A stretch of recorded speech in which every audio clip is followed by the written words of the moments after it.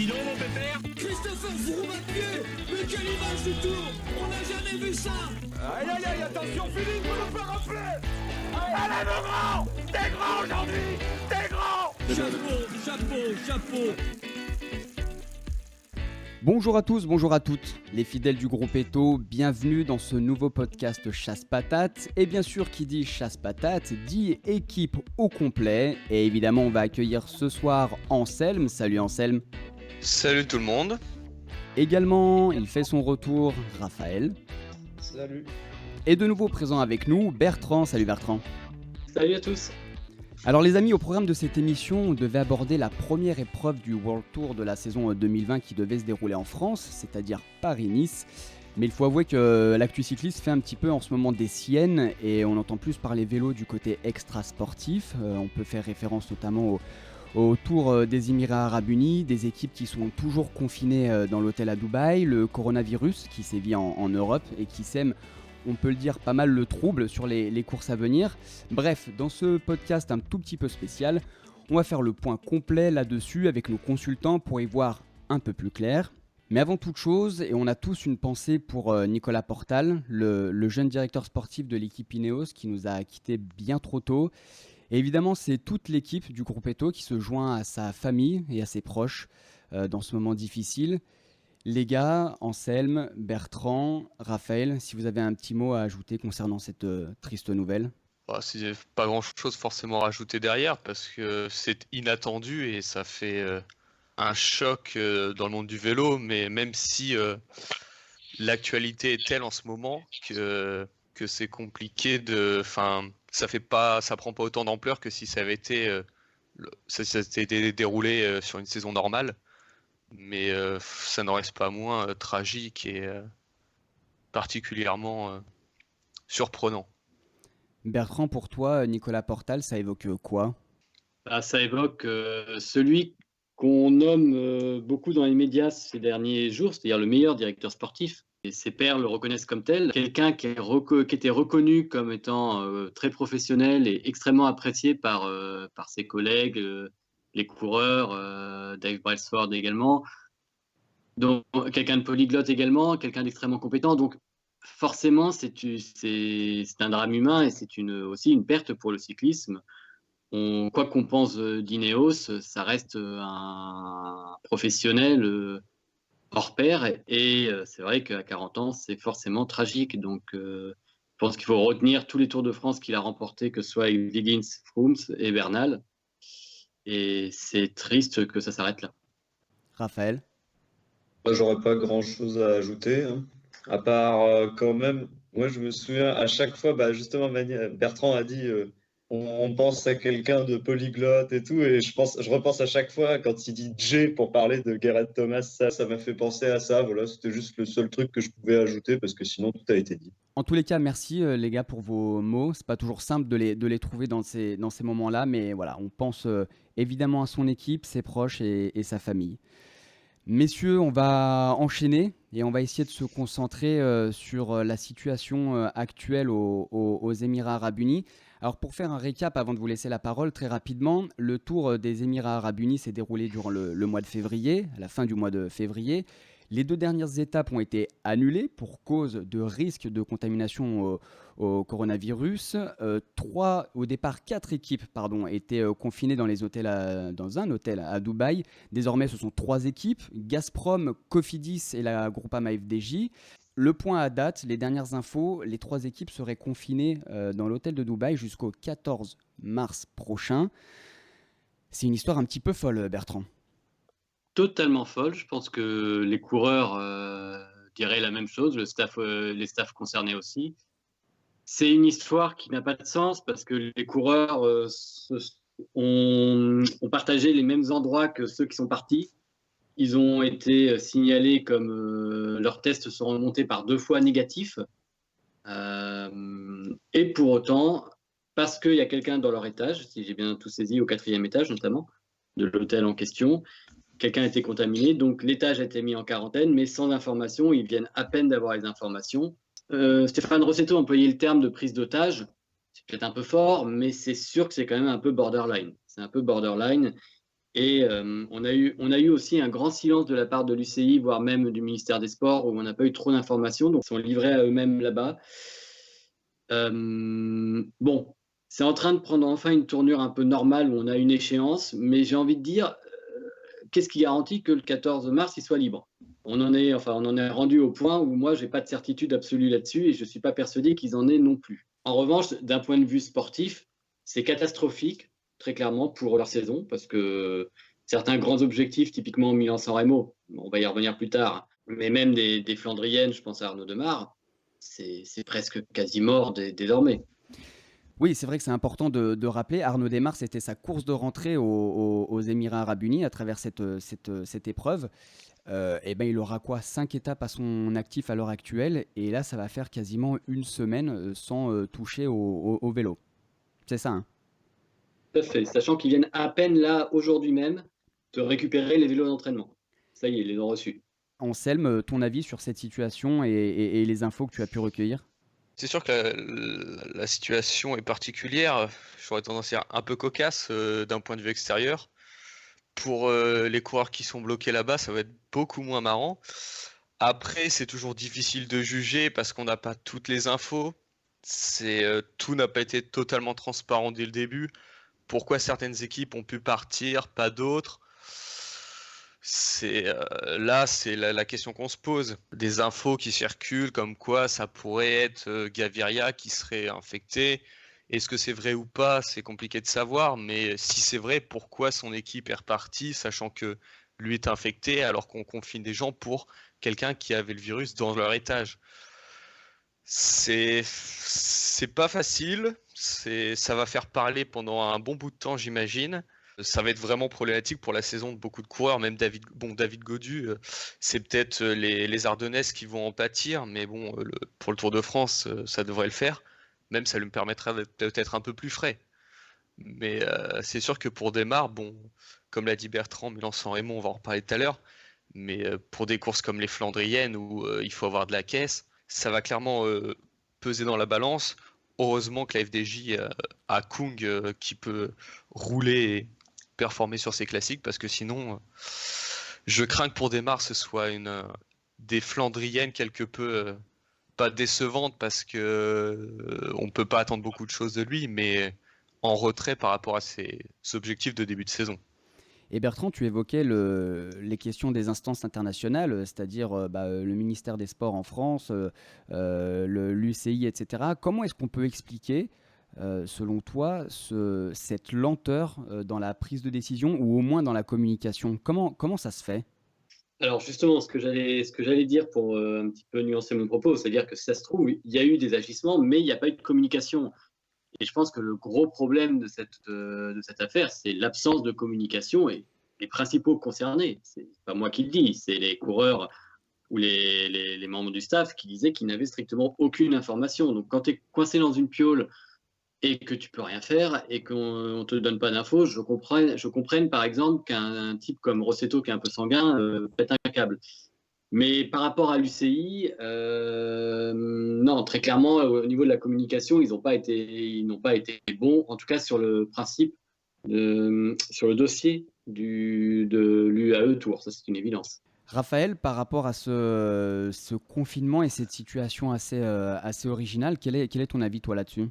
Concernant les objectifs pour la suite de la saison, je pense que ça a été à peu près dit, quoi. Ça perturbe forcément le calendrier des coureurs concernés.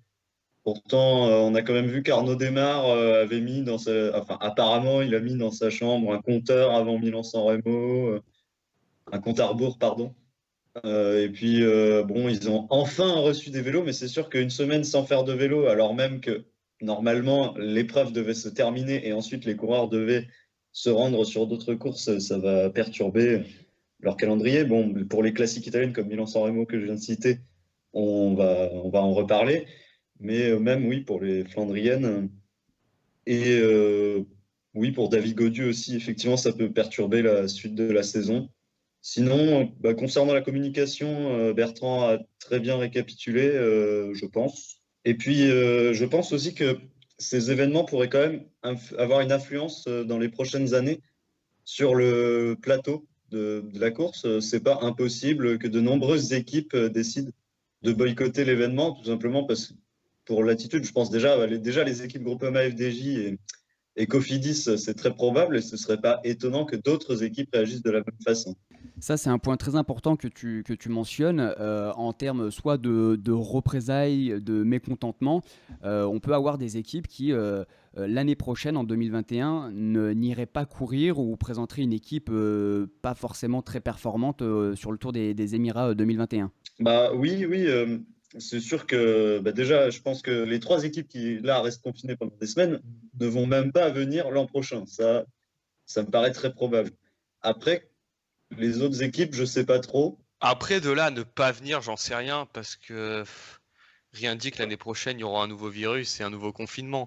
Mais c'est vrai que il y a peut-être certains coureurs qui voudront pas venir.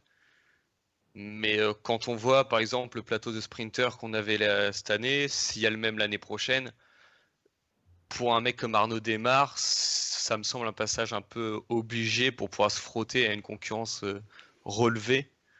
Donc, faudra voir aussi les circonstances.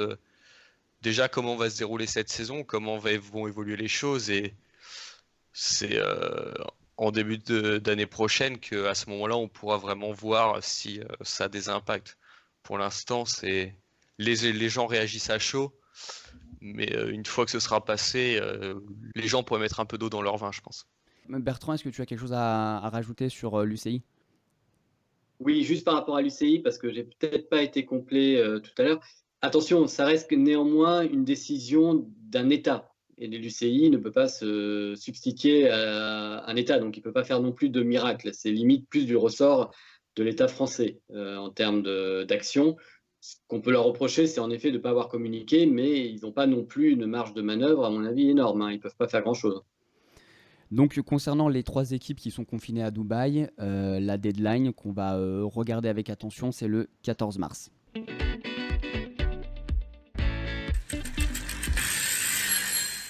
Anselme, Raphaël, Bertrand, vous avez évoqué à plusieurs reprises les courses qui vont venir là, début du mois de mars, donc qui doivent commencer même ce week-end, notamment les courses italiennes, Strade Bianche, Milan-San Remo et Tirreno Adriatico. Le risque de coronavirus qui est très fort dans le nord de l'Italie peut amener donc les courses italiennes et notamment RCS à annuler ces épreuves. Voilà, on a des infos qui émergent, qui se contredisent. On va avoir je pense, ça va statuer très rapidement d'ici cette fin de semaine. Bertrand, ton avis sur ces courses italiennes et la société RCS qui est, ma foi, même si c'est pas de son fait, bien en bien mauvaise posture actuellement. Alors, il se passe plusieurs choses et c'est intéressant, je pense, de les récapituler. On a RCS qui était coincé, les dirigeants d'RCS, les responsables, le staff qui devait organiser les 3 courses dont on vient de parler était coincé aux Émirats Arabes Unis. Ils ont réussi à rentrer. Ça, c'était bien. Donc, la course devait se dérouler sans problème. Sauf que hier, donc ça avait été confirmé hier matin, hier soir, on a eu un communiqué de l'ANSA, donc qui est l'équivalent de l'AFP en Italie, indiquant des mesures de restriction concernant les athlètes. Typiquement, il ne faut pas qu'il y ait il faut qu'il y ait plus d'1 mètre entre chaque public ou athlète, typiquement. Donc, dans le vélo, on voit bien que c'est absolument impossible. Donc, ça a remis un petit peu d'inquiétude. Le lendemain, qu'est-ce qu'on a eu ? On a eu une pétition de 14 médecins de différentes équipes, pas que des World Tour et pas que des Vélones. Ce qui était un peu ma curiosité, c'était de savoir si c'était du Vélone, mais pas que, qui ont dit qu'ils étaient pour l'annulation de ces 3 courses. On y retrouve des conti pro comme Total Direct Energy et bien entendu l'Auto Jumbo, etc. Ensuite, on a eu des équipes qui, au fur et à mesure dans la journée, ont décidé, ou en tout cas ont demandé à l'UCI de ne pas participer. L'équipe de voteurs a demandé l'autorisation à l'UCI. Michel, Stone, Scott et l'Auto Jumbo ont décidé unilatéralement de ne pas y aller. Ce qui est quand même une décision très forte pour ces équipes-là. Et enfin, et c'est pour ça que je rappelle la chronologie, c'est que là, pas plus tard qu'il y a 20 minutes, l'UCI a enfin communiqué en disant qu'elle n'annulerait pas les courses. Donc, si décision il y a, ce sera une décision soit du gouvernement italien, soit de RCS. Donc, concrètement, l'UCI, normalement, ce qui va être intéressant, c'est de voir comment va se passer justement la guerre entre l'UCI et les équipes qui ont décidé de ne pas venir. Parce qu'a priori, ça ne va pas se faire aussi facilement que ce qu'elle voulait. Là, on entame un bras de fer, en clair. Donc, on est au début du bras de fer, à voir ce que ça va donner. Est-ce que là, pour réagir à chaud, parce que l'information est toute fraîche, et merci Bertrand de cette info et de ces recherches, est-ce que à chaud, on ne peut pas se dire c'est l'UCI qui se déresponsabilise entre guillemets et c'est RCS qui va encaisser, qui va endosser la responsabilité d'organiser ou non ces épreuves, sachant juste pour nos auditeurs qui ont un tout petit peu de mal à situer, RCS c'est l'équivalent de Amaury Sport Organisation, ASO en France, qui organise notamment Tirreno Adriatico, Milan-San Remo, le Giro, le Tour de Lombardie, etc. Alors, dans le communiqué, ils donnent quand même un certain nombre de directives et de mesures que doivent prendre les divers organisateurs ou les équipes par rapport à leurs coureurs, par rapport aux déplacements, par rapport au public. Donc, l'UCI donne quand même quelques directives. Mais, très clairement, l'UCI se dédouane de la décision d'annuler, ce qui serait très fort. Et on aurait pu, d'un point de vue commercial, lui reprocher. C'est un petit peu, elle laisse RCS faire le sale boulot parce que, quelque part, ça l'engage aussi moins financièrement. Là, on est un peu dans peut-être, c'est une hypothèse, mais c'est aussi un fait. C'est-à-dire que RCS serait capable de reprocher à l'UCI sa décision, tandis que là, ce sera à RCS de la prendre. Anselme, ta position par rapport au retour de l'UCI et la position de RCS actuellement, si on compte bien, à quelques heures du départ des Strade Bianche samedi?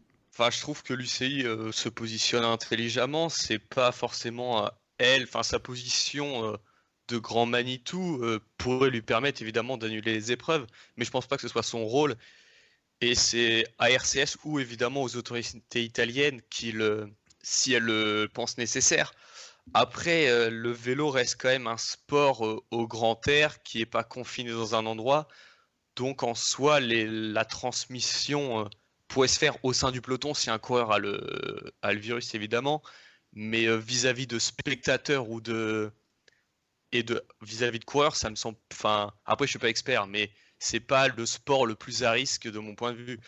Et donc pour moi, RCS et les autorités ont parfaitement les cartes en main et je pense que c'est intelligent que ce soit elles qui reviennent la décision puisqu'elles seront à même de prendre la décision la plus intelligente et la plus sûre pour les coureurs sans éviter d'arriver dans une psychose et l'UCI qui annule toutes les courses dès qu'il y aurait un cas possible. On va voir ce que ça va donner.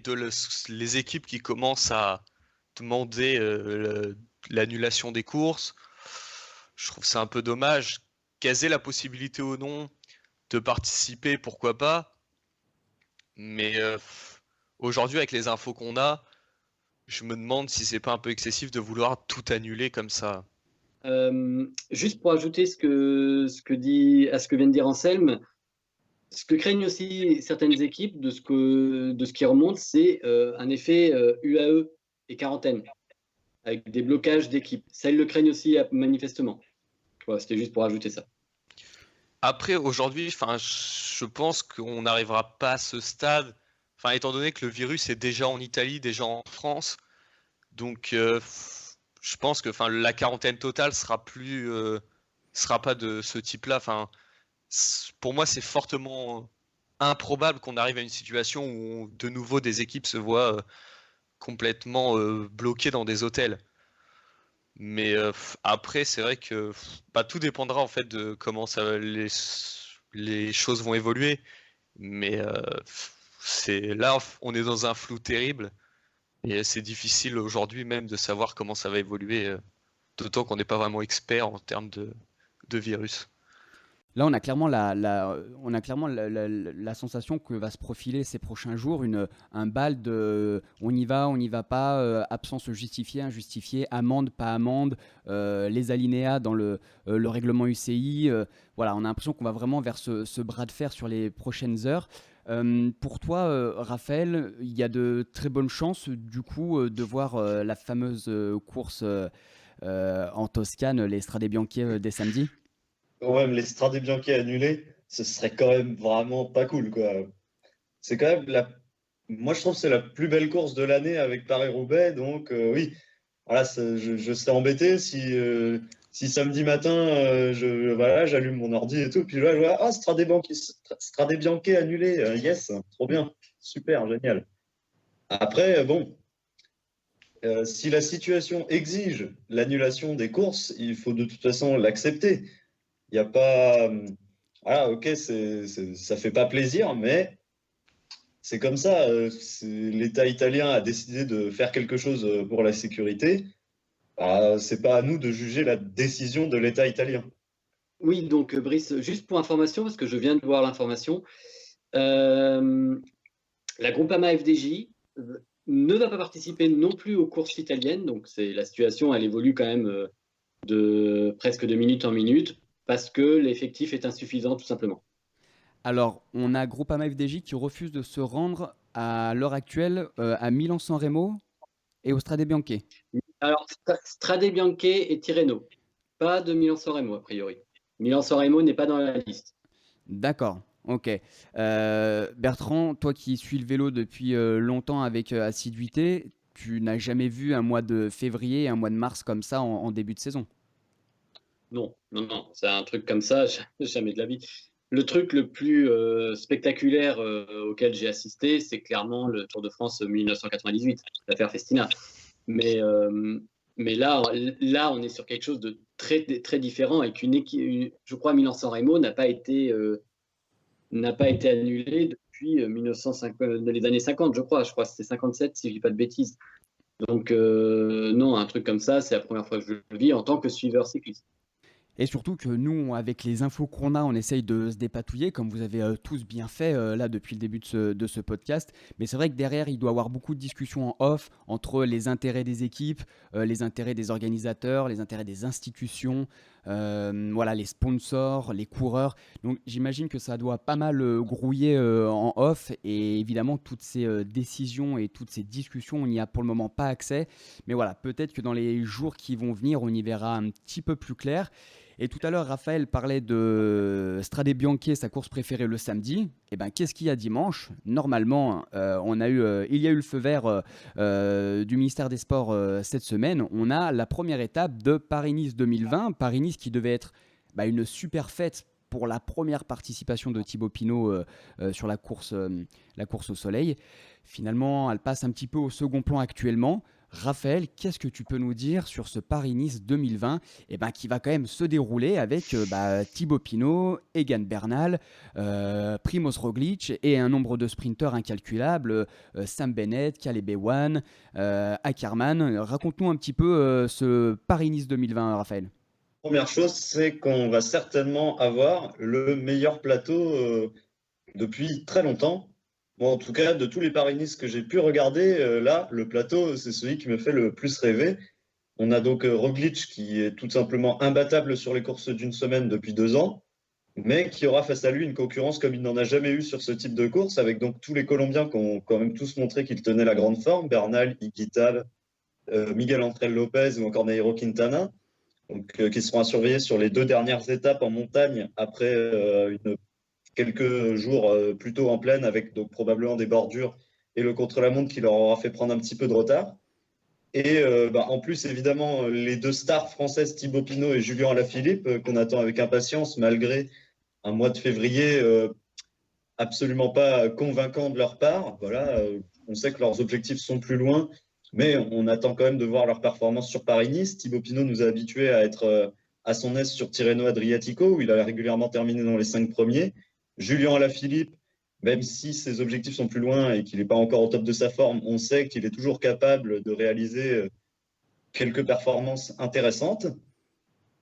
Et au niveau des sprinteurs, donc un plateau impressionnant aussi, même si ça, c'est moins différent des années d'avant. En général, on avait un plateau de grimpeurs un petit peu décevant sur Paris-Nice. Les coureurs de grand tour allaient plus sur Tirreno Adriatico, mais par contre, les sprinteurs ne fuyaient pas trop la course au soleil. Par exemple, l'an dernier, on avait Dylan Groenewegen, on avait Caleb Ewan, Sam Bennett, Arnaud Démare notamment. Cette année, on a Simplement, on a un plateau, je vais dire. Ouais, c'est à peu près pareil. Le niveau du plateau de sprinter est à peu près le même, mais c'est vraiment le plateau de grimpeur qui est impressionnant. Tu as raison de mentionner le plateau qui est assez extraordinaire. Tu disais le meilleur plateau que tu aies connu sur Paris-Nice. C'est vrai que les coureurs de Grand Tour et les coureurs de classement général sont largement présents. Un petit point sur le parcours. On le connaît, hein, le parcours de Paris-Nice, souvent accidenté, en prise au vent.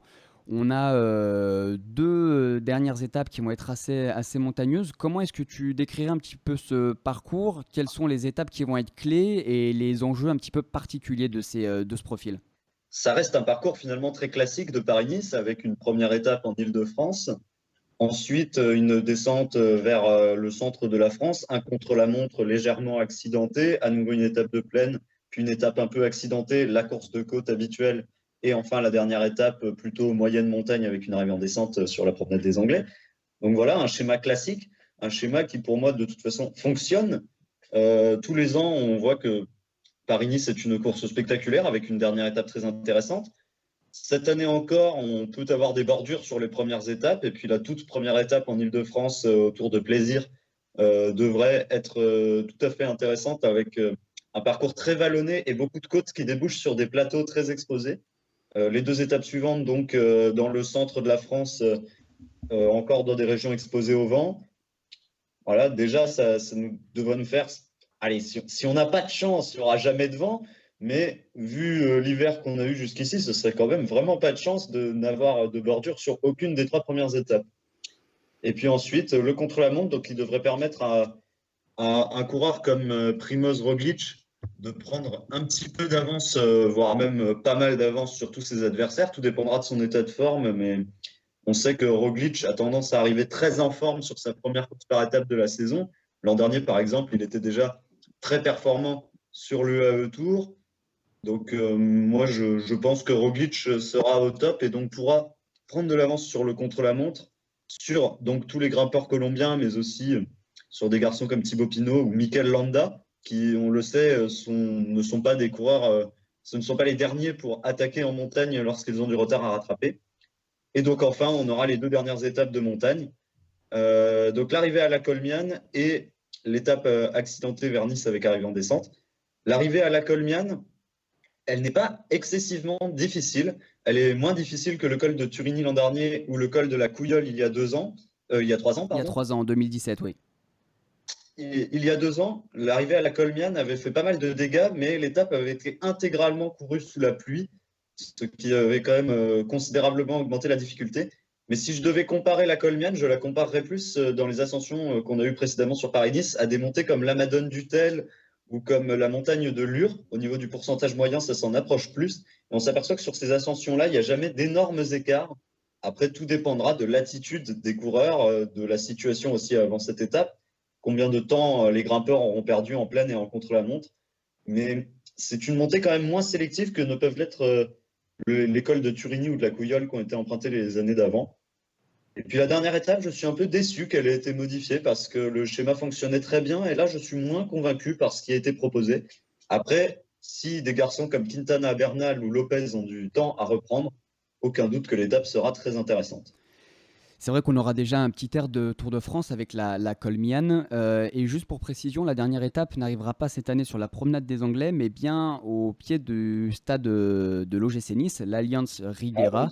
Voilà, où il y aura également le départ d'une étape du prochain Tour de France. Juste avant de revenir à Bertrand, une petite question à Anselme concernant Julien Alaphilippe. Qu'est-ce qu'on peut attendre de lui sur ce parcours de Paris-Nice? Est-ce qu'on peut l'attendre tout simplement pour la victoire finale, Anselme? Alors déjà, je vais préciser que mon avis n'est pas forcément objectif puisque Julien Alaphilippe, c'est un coureur que je n'apprécie pas vraiment. Donc voilà. Moi, je pense qu'il ne sera pas là pour la gagne à Paris-Nice, clairement. C'est la Colmiane sera, je ne sais pas si ce sera trop dur pour lui, mais le plateau est tel et sa forme qu'il a montré le week-end dernier notamment font que pour moi c'est pas un favori au général.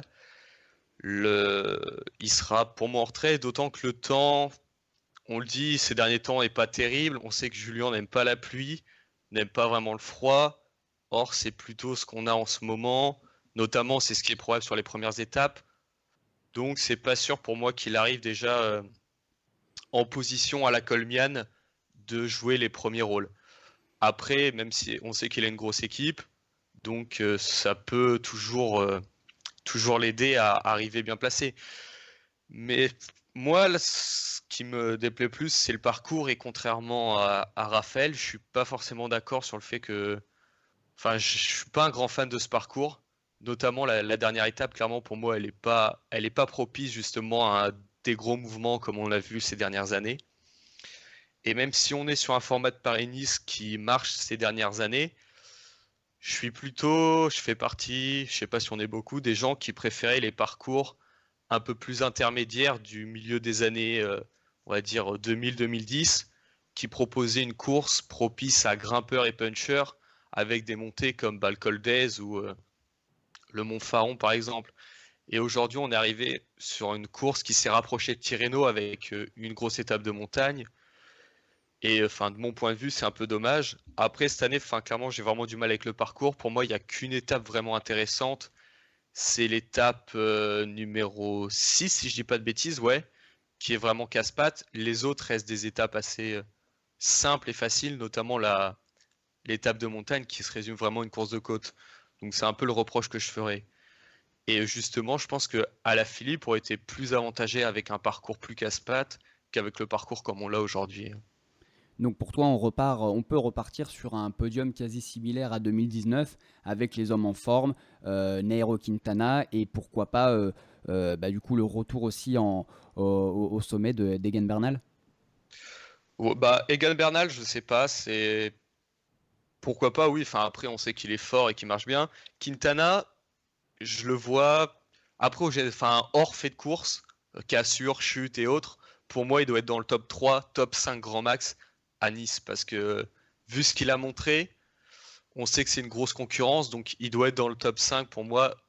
Et encore, je suis large parce que pour moi, il doit faire podium et il doit jouer la gagne sur la Colmiane si on a vraiment le retour de Quintana, du Quintana de 2014-2013. Si jamais il y a l'annulation de Tirreno Adriatico, on pourrait avoir des leaders qui décident d'aller peut-être sur Paris-Nice. Après, c'est peut-être un peu tard pour décider cela, mais il n'est pas exclu que des coureurs comme Jakob Fuglsang, qui a écrasé le Tour d'Andalousie, se rendent sur Paris-Nice. Et par rapport à ce que tu disais, je crois quand même que tu avais un délai qui avait été raccourci, mais tu ne peux pas t'inscrire à Paris-Nice comme ça du jour au lendemain.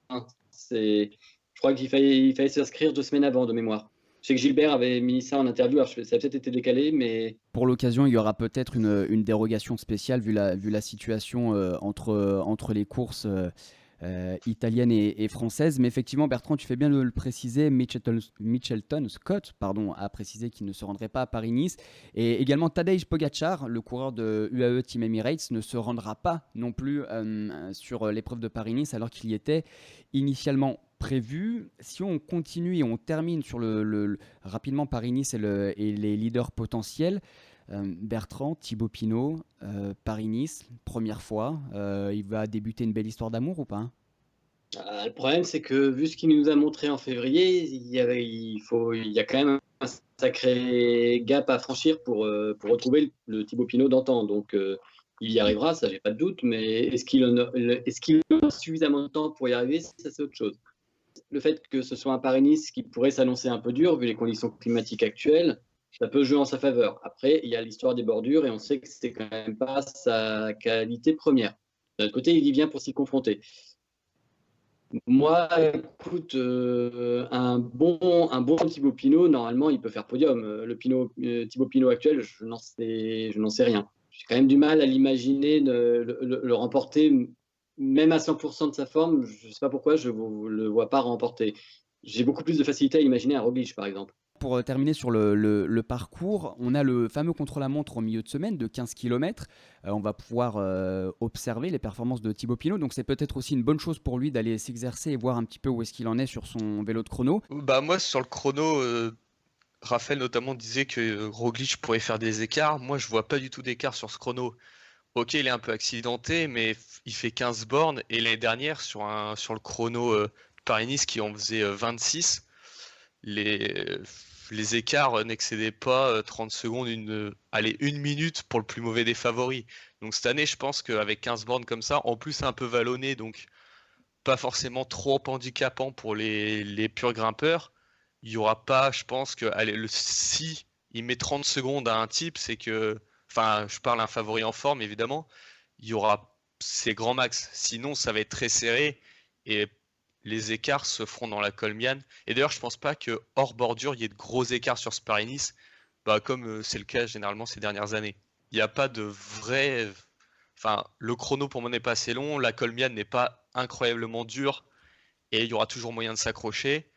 Donc pour moi, ça va encore jouer, bon, peut-être pas à coup de bonif, mais le vainqueur n'aura pas énormément de marge sur son dauphin à la fin. Messieurs, merci pour toutes ces précisions et on approche petit à petit de la fin de ce podcast Chasse-Patate. Alors, il était prévu au départ, on va le garder, il était prévu au départ sur la trame 100% Paris-Nice de cet épisode à l'origine. J'ai 3 questions pour terminer avec le petit quiz. 3 questions égale une question à chacun.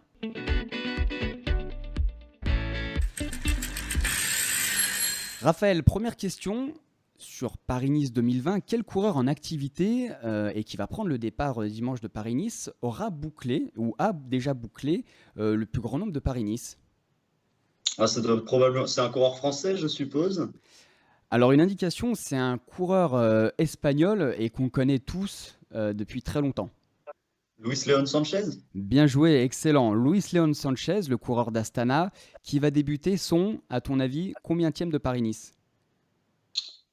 14e.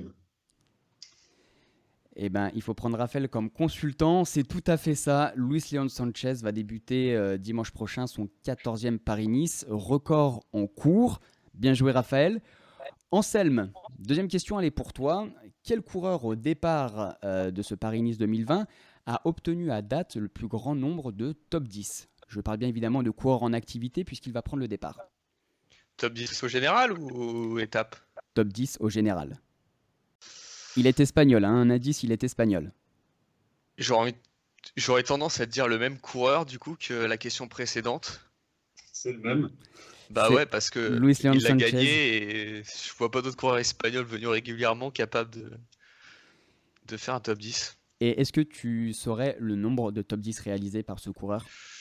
À 14 participations, il n'a pas joué le top 10 tout le temps. Il a pu avoir des leaders de temps à autre. On va dire, alors 14, 8. Pas loin, c'était 5 top 10. Je l'ai vu plus beau qu'il n'est.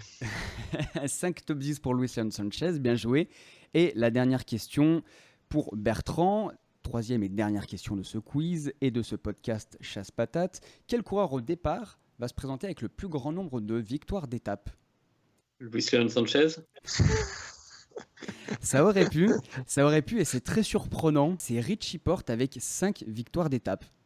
C'est ce que j'aurais dit en plus, parce que les sprinters, finalement, ça change tous les ans. Il n'y a jamais un mec qui gagne 2 étapes sur PN.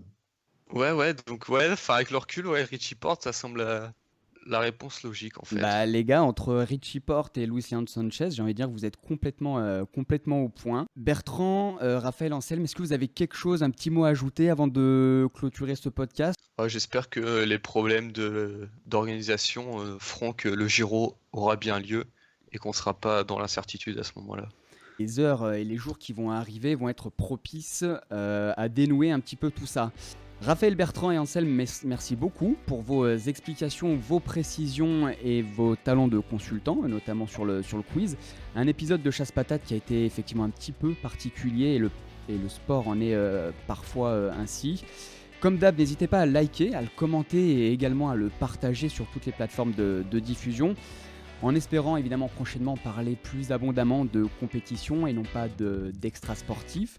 On se retrouve après Paris-Nice avec nos consultants en espérant que le monde de la bicyclette se soit un petit peu calmé et soit un petit peu moins indécis. D'ici là, bonne course au soleil et prenez soin de vous.